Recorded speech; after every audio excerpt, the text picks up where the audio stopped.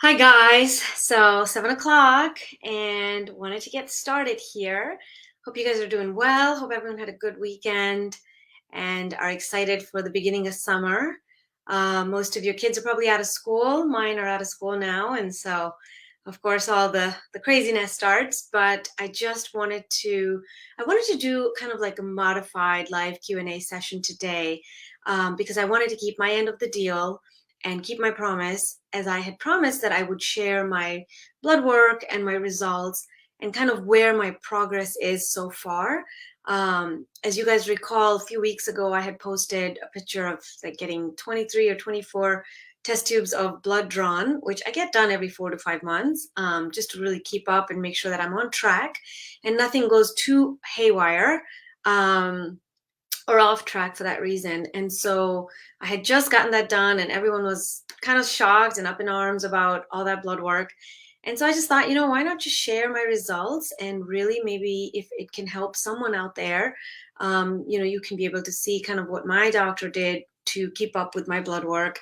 And then also to just, maybe use it as a tool for a stepping stone to talk to your practitioner about what you really want and what you're looking for.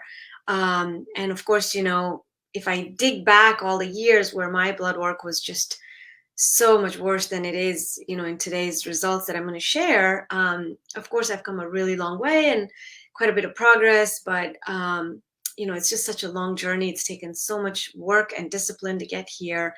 Um, and so I just wanted to share a little bit of kind of what was going on, and then even my blood work, and then, of course, even my hormone levels, that was blood serum as well. So I'm going to try to share my screen here. I've never really done this before, so I hope this works and you guys can see. So I'm going to say share screen, and we're going to share the window here. And we are going to make this larger. So let's get started on this. This is my blood work and my progress so far. So if you guys recall, I had put these pictures up on May 24th, and I had gotten all this blood drawn, all these test tubes. I think I counted in the end like 23 or 24. And what were we looking for with that much blood? So you can see on the top here, everything that was ordered. It's quite a bit of stuff that was ordered, but my functional medicine doctor is really trying to keep up with all of my numbers, from a physiological perspective, from a SIRS perspective, from a hormonal perspective, and all of that. So if you can see, I'm not going to go through everything, but basically this is a normal CBC panel that they do, and it really just checks your, white blood cells and red blood cells and the hemoglobin and just a whole bunch of other, white blood cells and things like that. And so that, obviously looks pretty normal there. And then this is my metabolic panel, and you can see my glucose went up slightly. So I have always been in the 98 to 99 ranges, and I will talk about this a little later. But I've always been in the 98 to 99 range. And so I went up slightly, and maybe it was the night before. I might have eaten, something with a little bit more starch or sugar than I'm used to. I mean, my diet's pretty clean, but it went up slightly, and I'll kind of explain why. A lot of these markers are pretty normal. Unfortunately, this was just like a preliminary result. So otherwise, usually you'll have on this side the previous results to compare. But because this was a preliminary report for my doctor, it doesn't have the comparisons. I'll do the comparisons for you guys later. And then this is just more of my complete metabolic panel and ADH, and my vitamin D, you can see, is finally at 55. It's taken me quite a long time to bring it here. And you really, really, I mean, if possible, should even have it above 60 or 65 if you can. I used to really teeter in the low ranges, and that causes a lot of joint ache and body ache for me. And I was just not, myself. So it took me a really long time to get it up to this point, and she's very happy and wants it to stay there. My TGF beta has not come in. I will show you on another screen what my previous one was. And my hemoglobin A1C is fine, 5.4, 5.4. All of these numbers, my thyroid and all those numbers always look pretty decent. So no real complaints there. Now the problem here, this one, my C4A, which is your inflammatory markers, came back high this time. And it's just a little bit of a surprising thing, but we'll talk about it later. That's my inflammatory markers. And that's again the C4A. B6, now my VIP, my zinc, my reverse T3, my VEGF. I'll talk about all of this in the next slide when I compare them, and then even my leptin. So overall, I mean, you can see a lot of my my MMP9 hasn't come in yet, but my B12 was a little high last time and this time. I think I've mentioned to you guys I take the most amazing B12 supplement that I have talked about before here.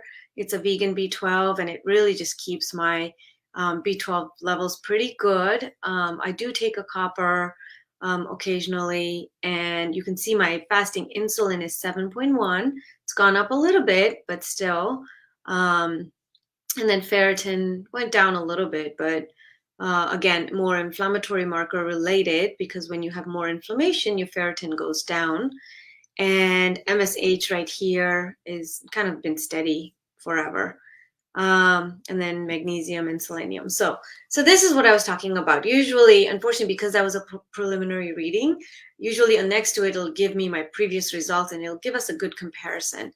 So you can see May 2022, which is now, and January 2022, when I got my blood work done last, my glucose, like I said, went up slightly. And it's just 2 points, and it may have been something I've eaten the day before. But when I see that my leptin went up from 20 last, 5 months ago to 31, this is a hunger hormone. And when you have more inflammation, you have increased leptin levels. So, this could be slightly correlated. But then you see my vitamin D is pretty, good. It was 50 and now it's 55. My hemoglobin A1C is 5.3 and now it's 5.4. My VIP, vasointestinal peptides, is actually pretty decent. It was 31.9, but now it's 35.6. My VEGF went down, which I believe is a good thing. In January, my VEGF was pretty high, and I had gotten COVID in January. It was very quick, and I bounced back very quickly in 2 or 3 days. But I think this blood work in January was done after that. And so that's good to see that my VEGF is coming down. Now, ideally, according to Shoemaker's protocol, you really want it, between 31 and 86. So I still have a lot of these SIRS and inflammatory markers. They're not crazy like most people, but I still seem to keep having them. My MMP9, the new one hasn't come in, but my previous one was 9. I'm sorry, my MMP9 hasn't come in for May, but my previous one was 203, which is pretty decent. My SED rate is finally down to 10. Conventional medicine likes it 20 and under, but functional medicine likes it 10 and under, which is really, more of an indicator of decreased inflammation, decreased disease process, things like that. And then my insulin, my fasting insulin, which I have talked to you guys about this before in the lives, is one of the most critical important markers for disease process, whether it's cardiovascular disease or diabetes or PCOS or anything, hormonal imbalances, anything. The fasting insulin is really, really the key indicator for disease process. And you really want it 6 and under. And so mine in January was 6.9, but now it's 7.1. So again, it's gone up slightly, all correlating to all of these. And then my MSH back in May, which is now is 9, really should be between 35 and 81. And again, more indicative of still having some inflammatory markers. And then my C4A was done in May, and I just showed you guys that, which is almost just under 3,000, a little bit higher than these ranges. These ranges that I've put in parentheses here are Shoemaker's ranges for it's on his website for surviving mold and SIRS and things like that, chronic inflammatory response syndrome. So you can see that I do have some inflammatory markers still. I mean, they're not crazy by any means, but C4A, MSH, my VEGF is still a little high. My MMP9 is still very, in the lower side and things like that. So, Could this just be remnants of what I had going on? Yes. Could it be still be a little bit of exposure? Probably, or just inflammatory markers. But I do want to show you guys one more thing that I think has transpired in the last 5 months. So if you guys recall, a few months ago in one of the live Q&As, I told you guys I was very, very excited because I get my blood drawn every month to measure my estrogen and progesterone and things like that. And you can see that back in February, my levels were crazy high for my estradiol. But that's because my doctor had me on, a semi-decent high dose of estradiol, topical, and then progesterone. She had me on a pill, and I was hating it. I was miserable. The dose was too high. I had gained like 6 or 7 pounds. And she, finally, after seeing these numbers, was like, okay, it might be too high. So initially, she had me completely stop the estradiol. I don't think that was a smart move, in my opinion, and I should have spoken up, but she had me stop the estradiol completely. And knowing myself and my history in the past, when we've completely stopped, I have crashed. And so I should have spoken up, but she's very adamant in how she wanted things done. And so she asked me to stop the estradiol. And of course, anything natural is the better way for me. But again, I should have just spoken up and said something, because you can see from the time that she stopped me, that this was done in February, and the whole month of March, I didn't do any estradiol. By April, I had dropped half the amount of estradiol, and that was a pretty drastic drop. And by May, I dropped some more.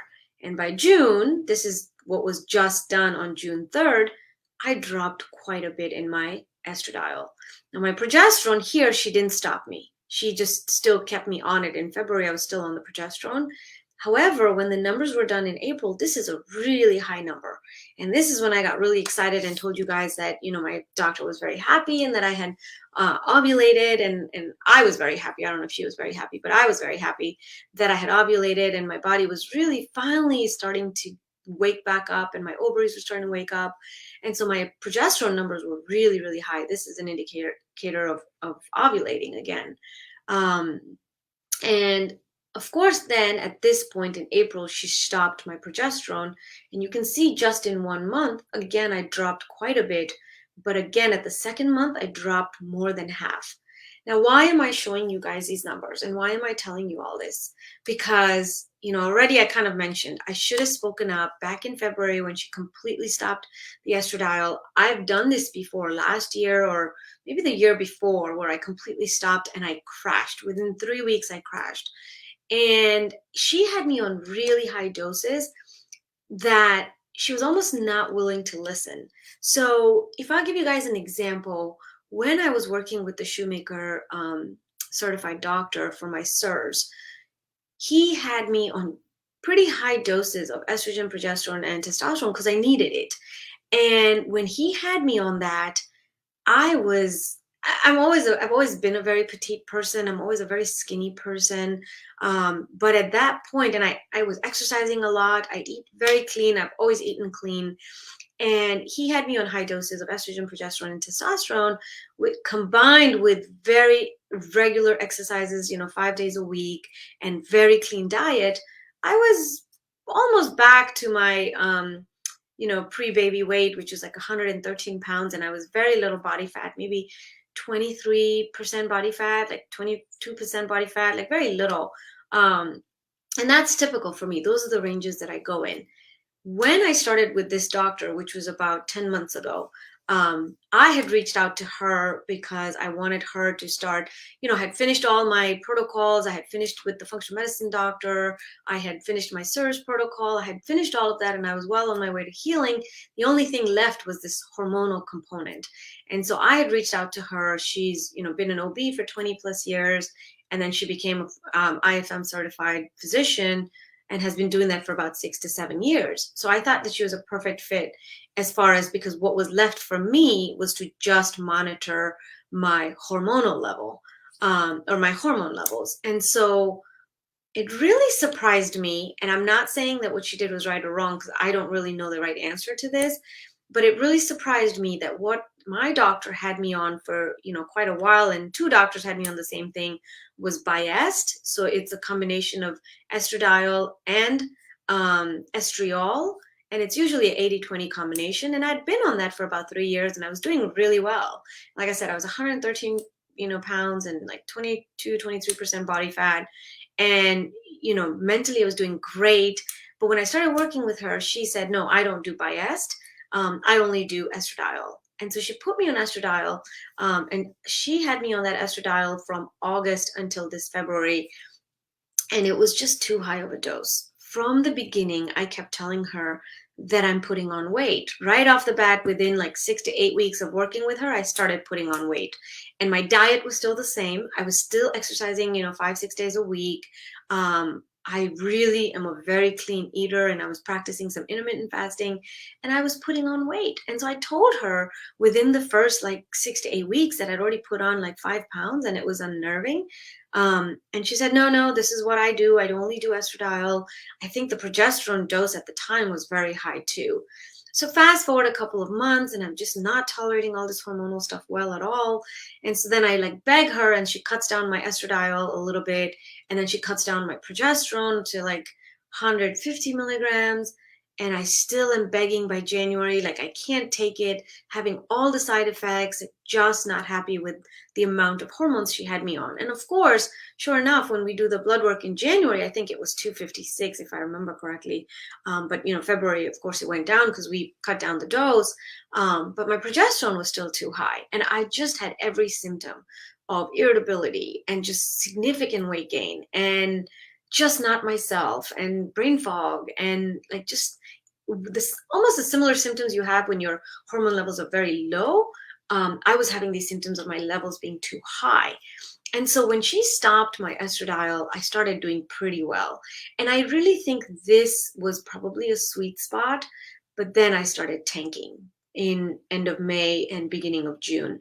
The problem is that she's not very willing to listen, as far as like I've been telling her these symptoms for 4 months now: the weight gain, the irritability, not feeling myself, word finding problems again, that kind of stuff. And she just wasn't listening. And the same thing with the progesterone. I mean, she had me on such high doses. You can see that it like my levels were through the roof here.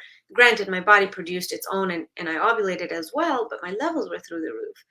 And then, of course, here she stopped my progesterone on April 8th. And then on May 6th, I finally came down. But then you can see in June, I came down quite a bit. So I'm really going downwards here. And so if you guys have noticed in the last 2 weeks, like I've just been tired. I probably look a little different on the live Q&As because, again, now my hormone levels are going the other way and they're tanking. And she just was not willing to listen to me. Like she, unfortunately, especially for patients like us who are not very well, you shouldn't do these highs and lows all the time. Especially for someone like me who had a history of not doing well, when you completely just cold turkey stop. I think that especially people with SIRS, any kind of inflammatory conditions, and especially adrenal fatigue issues, which I have as well, it's really important to stay on a very, very low dose for me, that I should have stood my ground. Anyways, long story short, I just got to a point where, when this blood work was done, the 2 weeks prior, I was just not doing well, exhausted, irritable.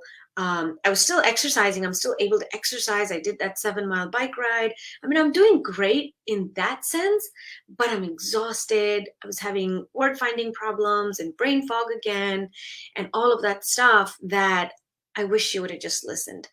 So the moral of this story, long story short, the moral of this story and why I'm telling you guys all of this is I really think you need to be your own advocate. I think the doctors that you work with, the practitioners, they're very, very smart. And I am one of those people that don't question them, even as much as my level of knowledge, as much as I've done in the functional medicine world for all these years. I don't question. When I work with practitioners, I do what they tell me because they're the physicians and not me. I'm not a physician. But I do think in this instance, I should have spoken up those 2 instances instead of stopping completely. I really should have spoken up And when I was not doing well with those 3 months, of April, May, and June, where my levels were really tanking, I should have just spoken up and asked her for a little bit of support. When I ultimately asked her for support in the end of June, she wasn't willing to really do much with me, and like to constantly make appointments with her. And even though I see her every 30 days, sometimes I see her every 2 weeks if I need to have an in between. And I just said, you know what? She wasn't willing to listen, so I just at that point had to let her go. It was not a fit for me. I'm not saying she's right or wrong, because she is a brilliant, smart woman and she knows what she's doing. But I will say that the three other physicians in my life that I've worked with that are functional medicine practitioners, or the SIRS Shoemaker certified practitioner, he was an MD, he was triple board certified, including in women's health, and a PA that is a good friend of mine that I've worked with as well. All three of these people had me on biased, and I think I just tolerate that lot better. But when I kept telling her for these 10 months that that's what I tolerated better, she said no, she doesn't do biased. She only does estradiol. So I only say this to you guys, at the end of the day, doctors are doctors and they're very, very smart in what they do. But if you're having these really severe symptoms and ups and downs, which really you should really avoid the ups and downs, um, as you can see what happened kind of in my case. But if you're having these severe symptoms and things, be an advocate, speak up a little bit, ask your doctor, yes, this is what you normally do, but this has in the past worked better for me, and things like that. So, of course, I was very happy and I'm off pretty much most of the hormones, but it does help to have some little bit of support, especially for my adrenals, because I can tell you that in the last 3 or 4 weeks, I have noticed my adrenals taking a beating. And whether they're doing what's called a progesterone steal, they steal the progesterone to make cortisol, because that's the only way the adrenals can function is with cortisol. And they're not able to do it on their own. So they steal progesterone. It's broken down into cortisol, and that's called a progesterone steal or a cortisol steal. And if that's what my body was doing, I don't really know. I just know that I need a little bit, very minute amounts of support. And so I just wanted to kind of share this out there, but especially, where I was a year ago, 113 pounds, like, super toned and very fit and very low body fat, and to where I am now, because the estradiol, not only was the dose too much for me, it was just a type of estrogen that I didn't tolerate so well. And so, lesson learned, I shared all my blood work to kind of show you guys that for the most part, and I think I've mentioned this in the beginning, I'm pretty much back to normal. It's just this little dance with balancing the hormones, which is always the toughest part to come back. And just be your own advocate, stand up for yourself, and maybe tell your doctor what works and doesn't work for you based on historic stuff, not just I'm guessing, or not because I read it on the internet. But this is what works and doesn't work for me. And be an advocate. And at the end of the day, I mean, I gave her 10 months, and I really, really was a very, very disciplined patient with her, despite the ups and downs and the hormonal imbalances. And she had me on such high levels. I just kept being diligent. And that's typically me. I just follow what I'm told to do, especially when it comes to a practitioner. But I do think that I had gotten to a point now where she constantly demanded I make an appointment, but we're dealing with the same issue for the last 4 months and you're not addressing it. I just felt that it was time to let her go. So, that coupled with the fact that I wanted to kind of show my blood work, I also did want to discuss, I think I've mentioned to you guys, I did a week-long online conference on peptides because I'm very, very interested in learning about them. I actually wanted to learn about them last year. And so I'm learning a lot about peptide therapy. It's very, very beneficial for chronically ill patients, for very sick patients. Peptide therapy is really important for patients with SIRS and neurological symptoms, and there's all different kinds of peptides that you can work with. So I've been learning a lot about that, and hopefully if I'm able to start that, I can share my journey with that, because I just have that little like 5% or 10% hump to get over. Obviously, I'm at the most part like feeling a lot better from where I was, completely bedridden, and just completely ill. I've been walking a little bit. I've been doing a little bit of Pilates. and things like that. And so I'm really trying to get back to normal best I can. Of course, I'm exhausted and fatigued by the end of the night. And then these hormonal changes don't help a lot either. But yeah, if I do the peptide therapy, I'll definitely talk to you guys about it. I've been learning a lot more other types of things to help patients that have chronic illness. And I'm really big on just doing them all on myself first before I even put them out there. I've been working with some um, Chinese medicine, like acupuncture points and things like that, and the meridians and the energy system. That's why I'm really big on the grounding every morning. You really need to ground and get the energy and the ions flowing correctly in your body. So with due time, if as I learn more, as I get trained more, I will share those things. And I'm of course going to have tried them on myself as well. And so then I can share those journeys along the way. But just wanted to share my blood work and my results and how we are. I will say something real quick that I did forget to mention, that part of why I think, of course, the inflammatory process and the surge still comes into play, why my glucose went up and why my fasting insulin went up slightly. But with inflammatory markers, it increases your insulin resistance as well, as does hormonal changes. And so the fact that we stop these hormones also probably has an effect. But my doctor also feels that, well, you might have some of these surge things going on still, to then have, you know, imbalanced hormones and things like that. So it's all pieces of a pie. They all tie in together. And I know this is why all along in the live Q&As, I really like to educate you guys as to how this is all tied in together. The adrenals, the ovaries, the thyroid, the sex hormones, all of that is also tied in together. And your HPA axis and your cortisol and things like that, and why it's so important to bring down the inflammation and really modulate your immune system and things like that, to really get the best benefit and heal. So I hope this was helpful for you guys. Just a little modified Q&A session today, just to share all this.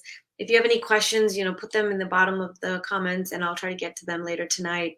But at least for now, this is what I wanted to share. I hope you guys have a great night. Good night.